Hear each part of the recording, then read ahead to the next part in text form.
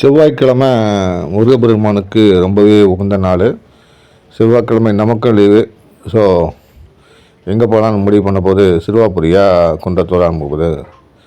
குன்றத்தூர் போகலாமே அப்படின்னு முடிவு பண்ணியாச்சு.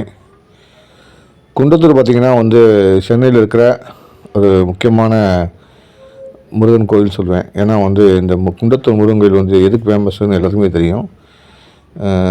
ஒரு மனசுக்கு அமைதி தரக்கூடிய ஒரு முக்கியமான கோவில்.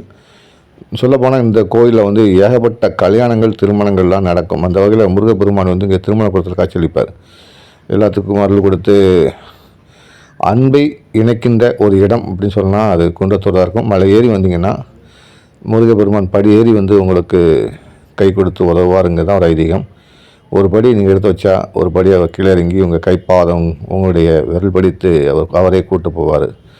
அந்தளவுக்கு ஒரு அற்புதமான ஒரு கோவில்னால் அது கண்டிப்பாக முருகன் ஆட்சி செய்யும் இந்த குன்றத்தூர் தான்.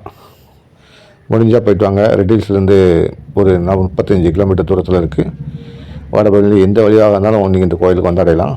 பைபாஸ் ரோட்டில் இருக்குது. ரொம்ப அற்புதமான ஒரு கோயிலாக இருக்கும். தரிசனமும் நல்லாயிருக்கும். இப்போ நிறைய விஷயங்கள் கட்டியிருக்காங்க. கோயிலையும் கூட்டம் நிறைய இருக்குது.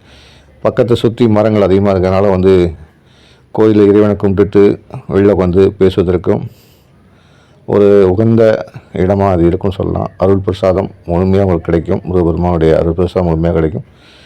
அந்த வகையில் நமக்கும் ஒரு திருப்தியான ஒரு ஆன்மீக பயணமாக இது அமைஞ்சுங்கிற ரொம்பவே சந்தோஷம். நம்முடைய நண்பன் ப்ளூ நண்பன் ஹூண்டாய் இயான் காரில் தான் போயிருந்தேன். மகிழ்ச்சி.